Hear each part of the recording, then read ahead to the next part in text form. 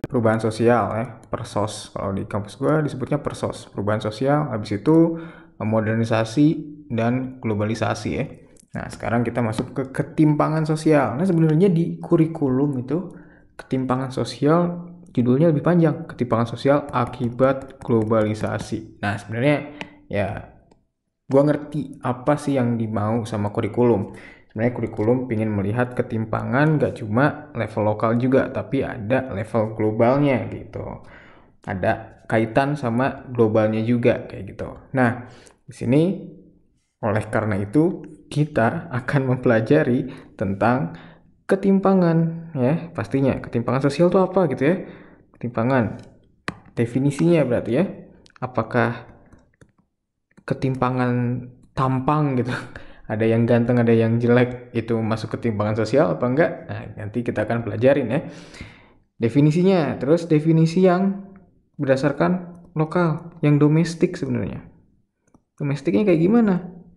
Kayak masyarakat antara masyarakat Pulau Jawa sama masyarakat Papua gitu ya, masyarakat Indonesia Barat sama Indonesia Timur. Nah, itu kan terjadi ketimpangan ya. Fasilitas-fasilitas di Pulau Jawa lengkap, sedangkan di Papua enggak ya, kayak gitu. Terus aspek globalnya juga gitu.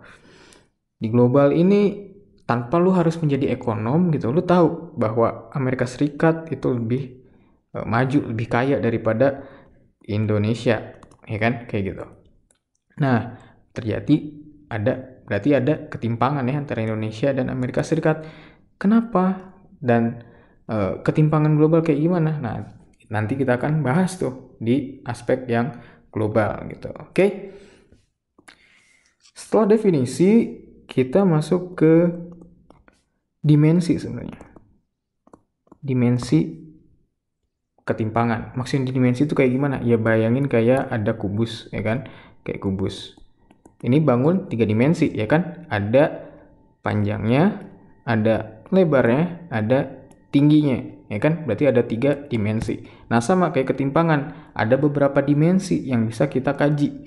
Salah satunya misalkan kayak aksesibilitas. Apaan tuh aksesibilitas? Ya akses gitu ya, keterjangkauan. Nyampe nggak lu gitu ya ke suatu fasilitas gitu. Misalkan ke rumah sakit ya. Di pulau-pulau tertentu di Indonesia nggak ada rumah sakit, yang ada cuma puskesmas ya, puskesmas kecil gitu. Jadi kalau ada kenapa-napa ya harus dirujuk ke rumah sakit misalkan di pulau lain atau di provinsi gitu ya. Jadi aksesnya jauh tuh ya, beda kayak misalkan lu tinggal di Jakarta. Rumah sakit di Jakarta banyak banget, mulai dari rumah sakit yang kelas biasa aja sampai yang internasional ada kayak gitu. Nah, itu dimensi ya. Nah, next masuk ke jenisnya. Kalau jenisnya tuh kayak ada ketimpangan apa aja sih di dunia tuh ya sebenarnya. Di masyarakat itu misalkan ada ketimpangan yang paling kentara banget, ekonomi ya. Ya, kalian bisa lihat sendiri ya di teman-teman kalian sekelas, ada yang pakai sepatu mereknya Nike misalkan ya, yang lambangnya kayak gitu. Terus ada yang pakai Adodis ya, lambangnya kayak gini.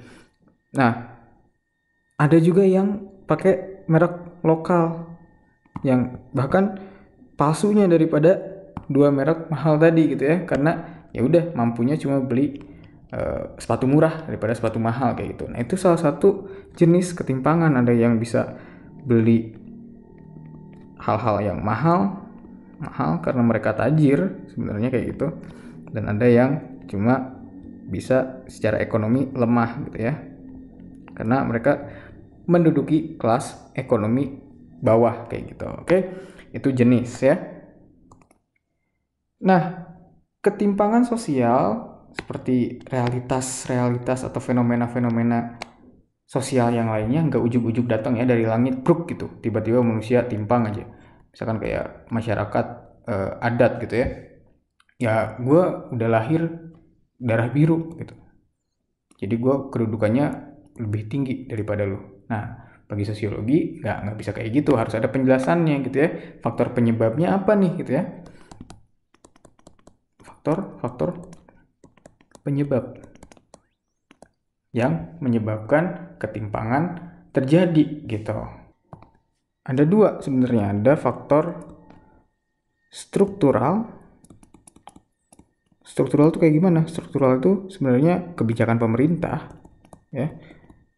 Kebijakan pemerintah aja. Kalau pemerintahnya lebih adil gitu ya, memberikan kebijakan-kebijakan yang mendorong kelas bawah gitu ya supaya bisa melakukan mobilitas sosial, sorry ya, mobilisasi mah demo kayak gitu ya, mobilitas sosial vertikal ya, untuk naik kelas gitu. Nah berarti kebijakan pemerintah yang struktural itu dia mendorong adanya tadi mobilitas dan mengurangi ketimpangan, berarti kayak gitu ya. Kalau kebijakannya jelek gitu ya, justru ketimpangannya semakin tajam ya. Nah, faktor penyebab yang lainnya yang kedua adalah yang kultural ya. Kultural itu kayak gimana ya? Budaya-budaya yang membuat kita tertinggal atau budaya-budaya membuat orang satu kelompok gitu ya di masyarakat menjadi tertinggal gitu. Kayak misalkan ya tadi adanya sistem kasta. Sistem kasta ya. Orang yang lahir di kasta bawah sampai meninggal pun, sampai anak-anaknya pun akan menjadi tetap di kasta bawah. Mereka nggak mungkin